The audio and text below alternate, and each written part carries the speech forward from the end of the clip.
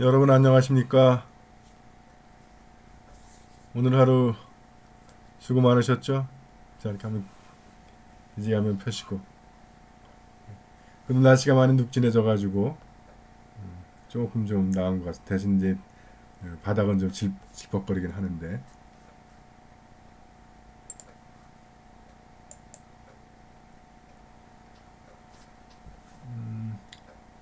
어제 좀 분위기 잡으려고 음악을 넣었더니 바로 저작권 침해가 들어갔더라고요. 근데 뭐 심각한 건 아니라서 그냥 써도 된다고 해서 그냥 뒀습니다. 바꿀까 하다가 이렇게 저작권 때문에 이거 뭐 아무것도 못해. 그러니까 이 세상의 방식입니다. 우리는 다 주님께서 말씀하신 것은 너희가 거저 받았으니 거저 주어라. 너희들은 다 지내 거예요. 그래서 그 성탄 시즌에도 거리에서 캐롤이 안 나오는 이유도 처음에는 무슨 경기가 불경기라 그랬다 그러는데 알고 봤더니 이거 틀면 다 저작권료를 지불해야 된대요. 근데 그 트는 가게들이 대부분 가난한 가게들이잖아요. 저작권료 내면서까지 틀 수는 없잖아. 그게 원인이라고 합니다. 그 어떤 지적 저작권, 자기 지식이 자기 건가?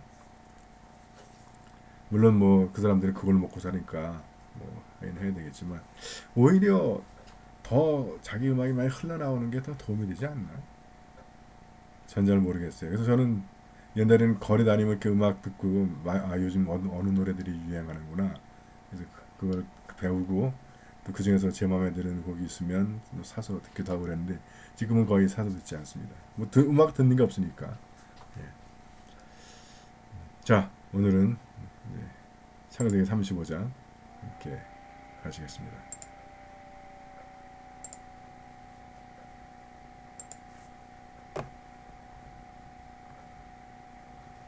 자, 이제 일을 저질렀어요. 디나의 복수를 하겠다고 시몬과 레위가 한 도시를 절단을 했습니다. 근데 이게 다 그 예전에 다 시족 사회니까 다른 도시에 있는 사람들이 그냥 안 두는 거예요. 니네 그냥 둘 리가 있겠습니까?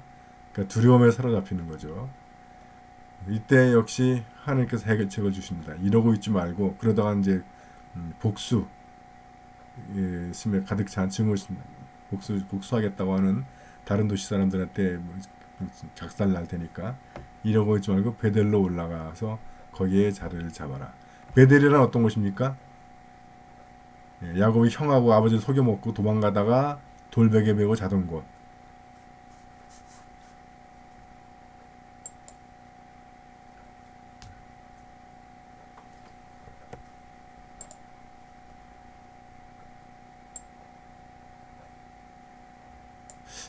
굉장히 중요한 포인트입니다. 계속 성경에 보면 하나님께서 당신을 나타내실 때 구약에서는 아브라함의 하나님, 이삭의 하나님, 야곱의 하나님, 그 이야기는 역사 속에 하나님께서 어떻게 행하셨는지를 다시 일깨워주는 거죠.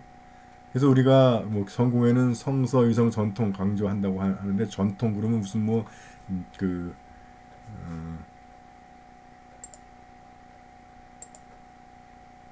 신부가 미사할 때 주께서 여러분과 함께도 손을 여기까지 벌려야 되느냐, 이렇게 벌려야 되느냐, 이렇게 해야 되느냐, 이런 거 따지고 있어요. 여러분 그거는 전통, 우리가 성경에서 얘기할 때 전통 그거 얘기하는 거 아닙니다. 무슨 뭐 연중절기에는 초록색 입어야 되고 뭐 그걸 전통이라고 얘기해요. 제가 캐나다에서 한 6개월 이제 협동사자를 하는데 우리 그 관할사자가 매번 옷이 달라. 그리고 보통 우리는 5가지 색깔이거든요. 뭐 초록색, 흰색, 보라색, 그리고 또 빨간색, 그리고 검은색 뭐 이렇게 쓰는데 보도 못하는 색깔을 막 쓰는 거예요. 그래서 제가 몇 달 지난 다음에 물어봤어요. 야, 영대고 어떡하냐 그랬더니 그 사람이 배 잡고 웃더라고. 그러더니 아, 너 좀 한국 사람이지? 그러면서 그냥 네 편한 대로 해. 그거를 입을 때 아, 이 색깔이 이 절기하고 맞겠다 하면 그거 입는 거예요. 근데 그게 다 누구나 다 똑같지 않잖아. 그럼 왜 그 보라색을 입는지 아세요, 주교님이? 뭐 저희가 배울 때는 보라색이 희생을 의미해서 주교님이 그 큰 종이니까 보라색을 입는데. 근데 제가 군대 갔더니 우리 연대장이 그러더라고요. 군복 초록색이 희생을 뜻하는 거래. 그러면서 이제 예비군들 들어오면 그냥 뭐 아무 데서나 막 오줌 넣고 막 그러니까 이거 초록색은 이게 희생을 뜻하는 것인데 왜 군복만 입으면 사람들이 다 개가 되냐고. 그래서 보라색이 희생이라고 알고 있는데 또 초록색도 희생이야? 뭐 그렇게 들으니까 또 그것도 그럴 것 같더라고요. 네, 그런 원칙은 없는 것 같더라고요. 그리고 이렇게 인터넷에도 그런 거 많이 나오잖아요. 무슨 빨강색은 정렬, 뭐는 뭐 하는데 학자마다 다 달라. 예, 다릅니다. 그러니까 그 공동체가 그렇게 또는 뭐 집전자가 그렇게 의미를 부여를 하면 되는 거예요. 네, 이제 한국 사람들은 이게 5천 년 단일 민족 얘기하다 보니까 다 나랑 똑같아야 돼. 다르면 못 견뎌.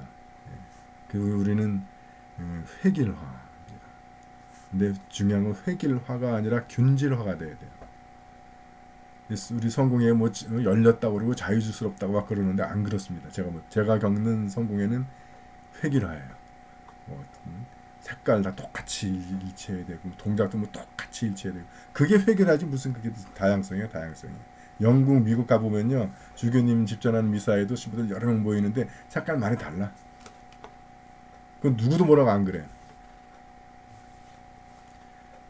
그러니까 균지라는 못 이루고 신부가 뭐 우리 성공이 아시는 대로 하이처치, 로우처치, 브로드처치 우리가 신학적으로는 예전주의, 복음주의, 자유주의 그렇게 얘기하는데 어느 쪽의 입장을 가지고 있든 기본 베이스는 다 똑같습니다. 그러니까 그 뿌리, 줄기, 가지까지는 다 똑같이 나와서 잎까지 똑같이 나와서 열매를 누구는 어떤 열매 맺고 누구는 어떤 열매 맺고 이것만 달라요. 그러니까 자유주의자 설교를 들어도 공감이 되고 복음주의자 설교를 들어도 공감이 되고 예전주의자 설교를 들어도 공감이 돼요. 제가 한 학기 설교학을 배우는데 교수가 일부러 그 성공에 내노를 하는 사람들 설교집을 쭉 읽게 해요. 근데 저도 이 사람은 자유주의자인데 그리고 알고 있는데 그 사람이 계속 예전 강조해. 또 이 사람은 예전주의자인데 하고 알고 있는데 그 사람이 계속 복음에 대해서 강조해. 그 균질화되어 있기 때문에 그렇습니다. 다 거기 동의하지만 그럼에도 불구하고 나는 이걸 선택하겠다 이렇게 가는 거예요. 근데 우리 한국 신부들은 내가 얼굴에 침 뱉기가 되는 것 같은데 뿌리 줄기에 가지가 없으니까 왼수야 왼수. 하수들이라 그렇습니다. 저도 하수야. 뭐.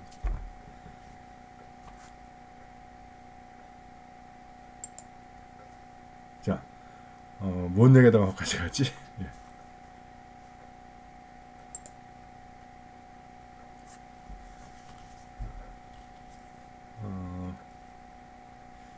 그래서 전통 얘기에다가 거기까지 갔구나. 그러니까 역사죠. 전통은 역사. 교회사 속에서 우리 믿음의 선배들이 이런 상황에서 하나님과 어떤 경험을 했는지. 근데 야곱에게도 있어 중요한 경험이 있잖아요. 그가 형과 아버지를 속여먹고 자기 잘못이죠. 도망갔을 때 베델. 그래서 그곳 이름은 자기가 졌잖아. 베델이라고. 베델은 하나님의 집. 그래서 오늘 이 주님의 말씀이 베델로 올라가라는 거예요. 베델로. 하나님의 집으로. 위기 때 우리가 의지할 곳이라는 겁니다. 베델이 어디예요? 저기 어디 이스라엘 가가지고 예루살렘 어디 근처? 그때 제가 베델 설명할 때도 말씀드렸잖아요. 우리가 하나님을 경험하는 장소, 우리가 하나님을 경험하는 시간, 그것이 베델이라는 거예요. 다른 말로 하면 우리가 위기 때 내 실수와 내 잘못 또는 뭐 상황이 어떻든 위기에 처했을 때 내가 하나님을 만났던 것, 하나님의 구원이 임했던 그 시간, 그 장소, 정확하게는 기도의 시간이 되겠죠. 하나님을 예배하는 자리. 베델, 하나님의 집. 우리가 교회 와서 뭐 해요? 예배하고 하나님 말씀 배우고 기도하고 찬양하고 그 자리로 가라는 거죠.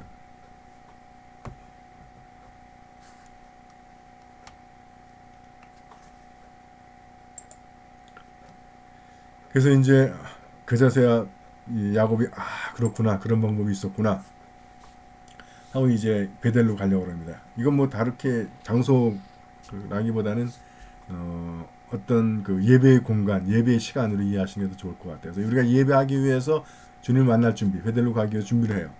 그래서 그 야곱이 이야기하죠. 너희에게 있는 남의 나라 신 이거 있잖아. 라헬이 훔쳐왔잖아요. 드라빔. 그리고 또뭐 가족만 있는 게 아니라 종들도 있고 하인들도 있고 그러니까 그 중에서 그거 가지고 있는 거 다 벗으라는 거예요. 버리라는 거예요. 우상 버려야 되고 그다음에 몸을 깨끗이 씻고 옷을 갈아입고 이게 주님을 만날 준비, 기도의 준비, 예배의 준비. 여러분 그 32장에서도 야곱이 이 야복강에서 하나님 만날 때도 다 떠나보내잖아요. 다 떠나보내는 것하고 버리고 다 돼버렸네.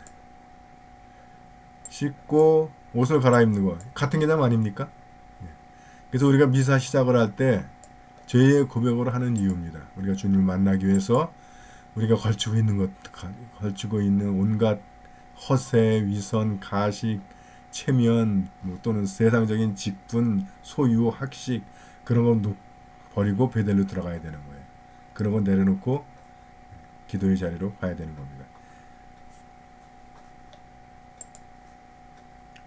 자, 그래서 이제 베델로 올라가는데 문제는 이 복수심에 가득 차 있는 주변 주민들이 문제잖아요. 근데 그들이 그 길로 떠납니다. 그러자 신비한 두려움이 주위에 있는 도시들을 휘어잡아서 아무도 야곱의 자손들을 추격하지 못했다. 그래서 가까스로 베델로 피하는 거예요. 큰일 날 뻔한 거지. 시몬과 레위 때문에. 그러니까 그 젊은 혈기로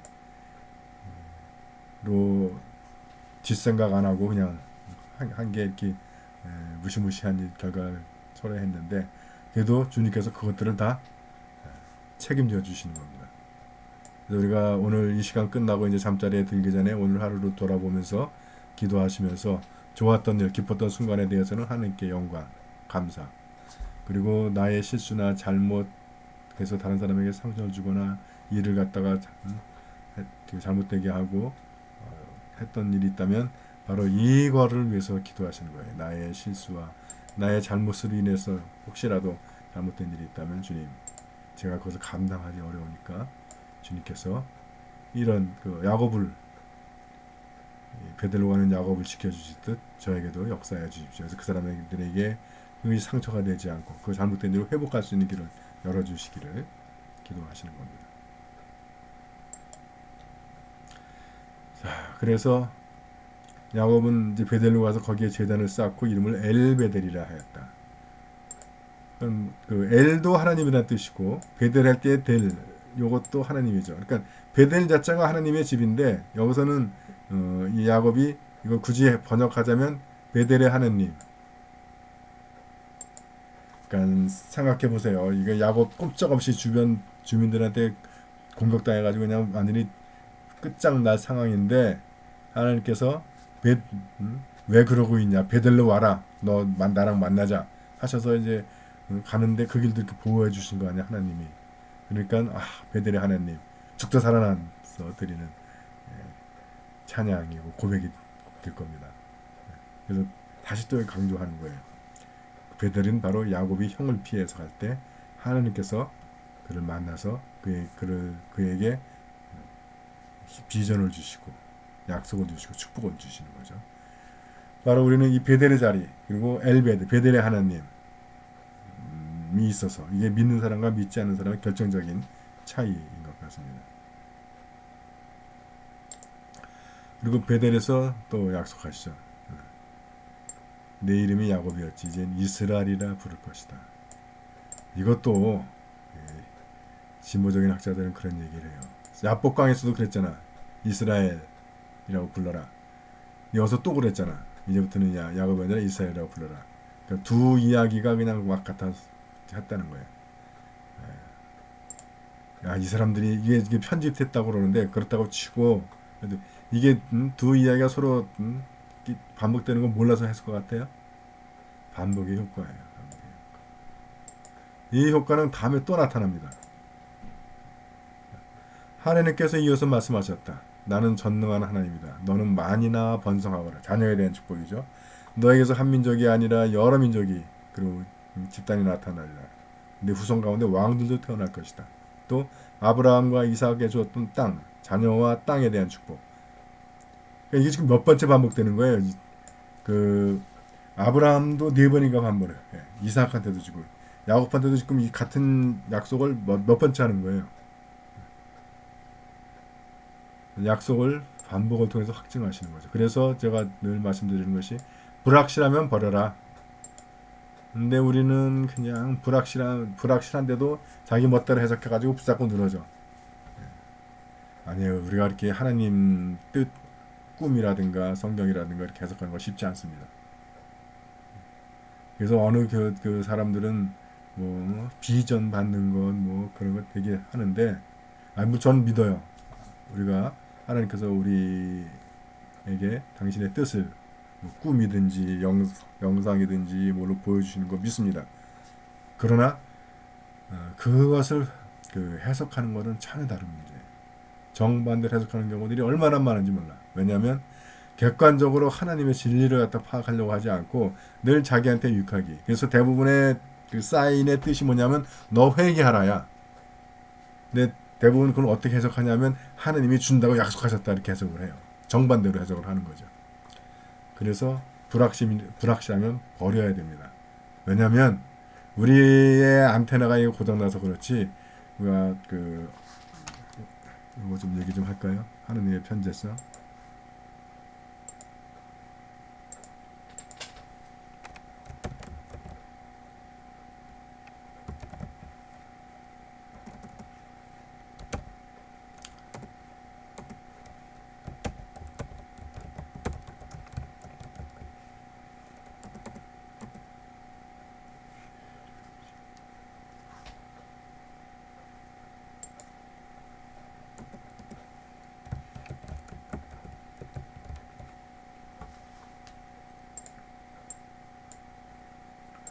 이거는 뭐 더 쉬운 말로 하면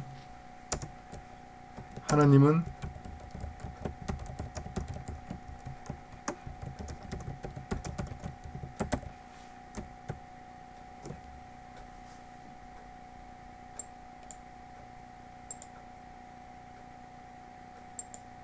이건 동의하시죠? 하나님이 안 계신 곳은 없다. 근데 하나님이 육신으로 계시지는 못하잖아요. 영으로 계시죠. 그래서 하나님은 온 세상에 꽉 차 있다는 거예요. 그래서 하나님으로 충만하다라든가 그런 말들이 다 그런 의미를 나타내는 겁니다.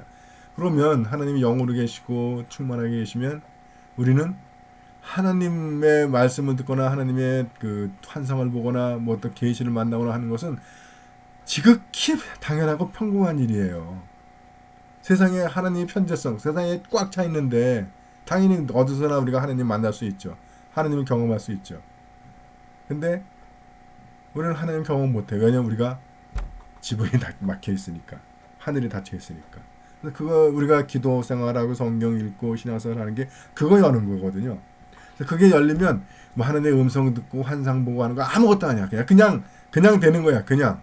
그리고 더 놀라운 사실은 그것을 이게 하나님께로부터 오는 사인이구나. 깨닫고 나면 그동안에 나도 엄청나게 겪었는데 그걸 내가 몰랐던 거야. 그냥 내가 똑똑해가지고 그걸 내가 깨달았구나. 내가 잘나서 깨달았구나. 그렇게 생각하고 있던 것들 그거 다 하나님이 주시는 거예요. 그러니까 그거를 알면 잘 모르겠으면 얼마든지 버릴 수 있어. 왜냐면 또 얼마든지 또 주시니까 하나님이. 그런 경험을 못 하셨던 분들이면 그걸 여시는 훈련을 하셔야 돼요. 저절로 안 되는 거예요. 여러분 옛날 시골 사람들이 도시에 와서 전화 처음 나왔을 때 전화도 못 받아서 전화 뜨르릉 울리면 그거 어떡할지 몰라가지고 지금은 다 손 하나에 하나씩 들고 다니는 전화기도 처음 나올 땐 그런 거예요. 군대 가서 이제 무전기 하나 주면 무전기 잡고 여보세요 그러는 거예요. 처음 할 때는 훈련이 필요한 겁니다. 익숙해지는 것이 필요한 것이고 문제는 거기에 달린 거지. 야, 나 하나님 들었다고 으쓱 대부분 왜 버리지 못하고 그 해석에서 그 분별이라고 얘기하죠. 분별 또는 해석에 실패하냐 하면 자랑하고 싶어서 나 하나님의 음성 들었다. 나 이렇게 대단한 사람이다. 대단하지 않아요. 하나님 세상에 편재하신데 누구나 다 열리기만 하면 다 느낄 수 있고 다 경험할 수 있고 다 들을 수 있는 거야. 다 볼 수 있고. 그러니까 누구나 다 할 수 있는지를 그거 한마디 듣고서는 와, 이거 하나님이 내게 이렇게 말씀하셨다. 그리고 자랑하고 싶은 교만한 마음이 있어가지고 잘못 해석하는 거라고요. 그래서 모르는 사람끼리는 와 하고 입 벌리고 침 흘리며 부러워하는 거고 아는 사람은 아이고 주여 저걸 어떻게 하면 좋습니까? 이렇게 한숨 쉬는 거예요. 자, 너무 그러니까 불확실하면 버리세요. 하나님은 그것이 꼭 필요하면 다시 주실 겁니다. 자, 그래서 오늘 포인트는 역시 엘베델인 것 같아요. 베델. 내 위기 때 나를 찾아와 주셔서 나를 만나 주시고 나를 구원하시는 하나님. 그 베델의 시간, 베델의 공간, 그 베델의 하나님. 오늘 잠자리에 드시면서 주님께서 오늘 하루의 삶, 또 뭐 내 여지껏 60평생, 70평생의 삶을 베델의 하나님처럼 책임져 주시고 회복시켜 주시고 고쳐주시고 치유해 주시고 그래서 새로운 힘, 새로운 능력, 새로운 비전 주시기를 기도하시면서 잠자리 드시면 좋을 것 같습니다. 예, 오늘 하루도 수고들 하셨습니다.